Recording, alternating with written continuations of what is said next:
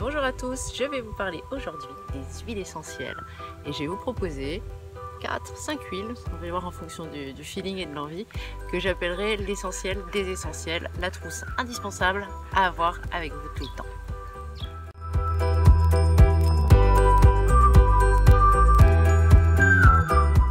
Bienvenue à vous sur ma chaîne Nature Audrey, je suis Audrey, naturopathe en exercice depuis 2008 en Calédonie.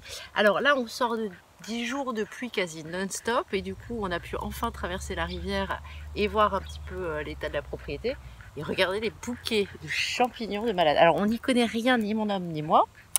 Du coup si vous savez si c'est comestible ou pas, n'hésitez surtout pas à nous donner l'espèce du champignon. J'avoue que là on est vraiment complètement novice. Il y a une autre espèce qui est là, je sais pas si tu peux la filmer Vincent. Donc ils sont assez ouf ces champignons. Et il y en a encore un autre là-bas, regarde. Ouais, c'est assez bizarre. Bon, donc voilà, si vous en connaissez plus, n'hésitez surtout pas à nous le préciser. Donc je vais vous parler aussi aujourd'hui des huiles essentielles. Alors, ça s'est énormément démocratisé, beaucoup de gens les utilisent. Alors, je vais revoir un peu avec vous les précautions et ce que c'est qu'une huile essentielle. L'huile essentielle, en fait, c'est le principe volatile actif ça peut être d'une écorce, ça peut être d'une feuille, ça peut être d'une peau ou d'un agrume. D'ailleurs, pour les agrumes, on n'appelle pas ça des huiles essentielles, mais de l'essence. Par exemple, de l'essence de mandarine, l'essence de pamplemousse. Et ces huiles essentielles d'agrumes, enfin ces essences d'agrumes, il faut faire assez attention, même très attention, parce qu'elles sont très photosensibilisantes. Donc, si vous mettez de l'huile essentielle sur votre peau et que vous êtes au soleil, il y a des risques de tacher votre peau. Mais si vous ingérez, si vous faites une cure d'huile essentielle d'agrumes, il est fort probable aussi que vous développiez une photosensibilisation. Donc faites très attention aux agrumes quand vous êtes dans des pays chauds ou en été. Les huiles essentielles, c'est donc une concentration extrêmement forte exprimée par distillation de ce principe actif. Par exemple, je crois que pour le basilic, il faut à peu près 500 kg de feuilles de basilic pour avoir 1 litre d'huile essentielle. Donc c'est extrêmement concentré. C'est pour ça que les quantités sont souvent données en gouttes. On va prendre 1 ou 2 gouttes. Si lorsque vous prenez vos gouttes d'huile essentielle, il y en a 5-6 qui tombent, que ce soit dans votre cuillère à café de miel ou autre, ne les prenez pas. Ne vous dites pas ça va passer, ça va se diluer. Non, vous ne les prenez pas. Si c'est 2 gouttes d'huile essentielle qui vous sont conseillées, vous n'en prenez que 2 et vraiment pas plus. Donc ça, c'est pour les précautions d'emploi. On évite les huiles essentielles chez les enfants de moins de 7 ans et chez les femmes enceintes. Beaucoup de précautions avec les huiles essentielles, elles sont quasiment toutes phytoœstrogéniques, c'est-à-dire qu'elles miment le fonctionnement des œstrogènes naturels. Donc dans les antécédents de cancer du sein ou hormonodépendants, ou s'il y a un risque, on fait très attention aux huiles essentielles. Quoi vous dire d'autre au niveau des généralités? Moi je les utilise per os, c'est-à-dire par voie orale. Là, je vais vous proposer des huiles essentielles qui vont plutôt être utiles au niveau cutané, ce sera moins à risque. Alors maintenant, je vais vous parler des 5 huiles essentielles que j'estime indispensables à avoir dans chaque trousse à pharmacie.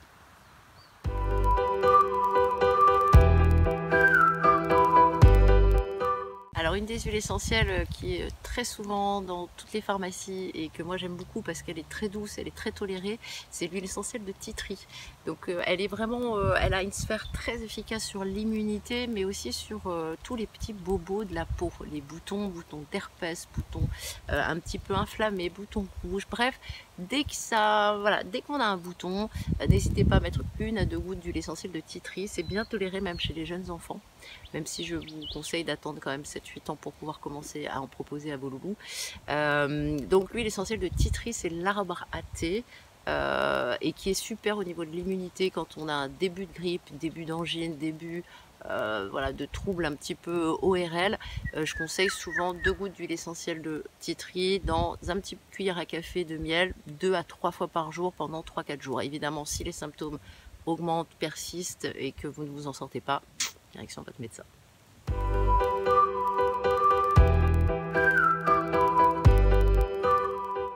La deuxième huile essentielle que j'aime beaucoup parce qu'elle est très fraîche et j'adore sa tonicité, en fait, je trouve qu'elle me met des coups de peps et elle est très utilisée effectivement en cas de fatigue. C'est l'huile essentielle de menthe poivrée.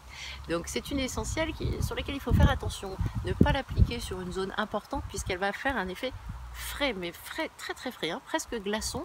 Et donc il y a eu des accidents avec des hypothermies, avec des gens qui en ont mis un petit peu partout sur leur corps. Donc l'huile essentielle de menthe poivrée, elle a deux grandes vertus. Elle va être très tonique digestive quand vous avez un repas un peu lourd, etc., ou vous avez un peu trop mangé, ou vous êtes un peu nauséeux. Moi je conseille souvent une goutte d'huile essentielle de menthe poivrée. Vous la lapez, ça suffit vraiment à rafraîchir. L'autre utilisation qui est très intéressante, c'est quand on a mal à la tête, quand on a des maux de tête ou juste ou même voire plus des migraines. Vous prenez de l'huile essentielle et vous mettez à distance bien des yeux, hein. Vous le mettez sur les tempes, les oreilles et sinon sur le pourtour en fait du cuir chevelu. Vous allez avoir une sensation de casque de fraîcheur qui est super agréable. Et aussi lorsque vous avez des contractures musculaires, des tensions, vous mettez quelques gouttes d'huile essentielle après l'activité physique que vous avez faite. Vous allez avoir un effet vraiment antalgique, antidouleur et en même temps rafraîchissant au niveau de la zone douloureuse. L'huile essentielle de menthe poivrée.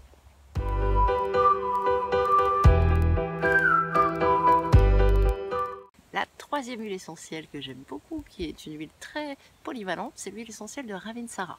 Donc c'est une huile essentielle qui travaille notamment sur la sphère ORL, un petit peu comme le titri, mais qui va être plus douce que le titri. Vous pouvez le prendre en voie interne, un petit peu sur le protocole, 2 gouttes dans du miel pendant 3 fois par jour. Et vous pouvez aussi le masser au niveau de toutes les chaînes ganglionnaires, donc au niveau sous la mentonnière. Vous pouvez aussi le masser au niveau des chaînes ganglionnaires qu'il y a au niveau de l'abdomen.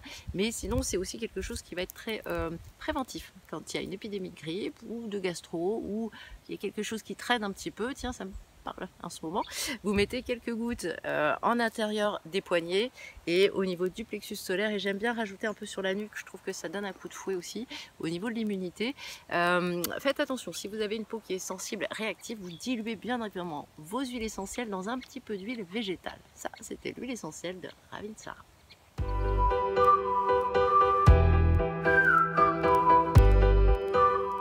Quatrième huile essentielle dans votre trousse des essentiels.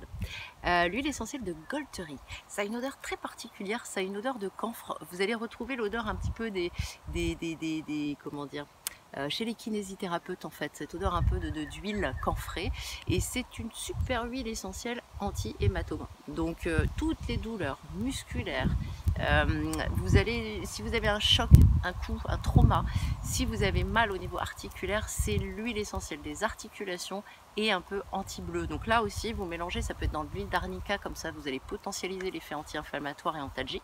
Vous mélangez dans une cuillère à soupe d'huile d'arnica, par exemple, 5 gouttes d'huile essentielle de Golterie et vous frictionnez. Donc là, vous allez avoir un effet hyper chauffant et vraiment vous sentez que vous retrouvez une mobilité articulaire. Donc la Golterie, top. Et aussi vous pouvez la coupler avec la menthe poivrée dans tout ce qui est maux de tête, mais surtout dans les migraines, pour avoir un effet très antalgique. Ça, c'était la Golterie.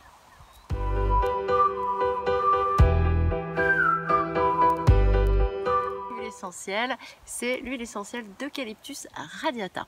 Elle a 2 grandes vertus, c'est vraiment quand on est pris au niveau respiratoire. Donc vous pouvez la frictionner au niveau du torse et derrière le dos.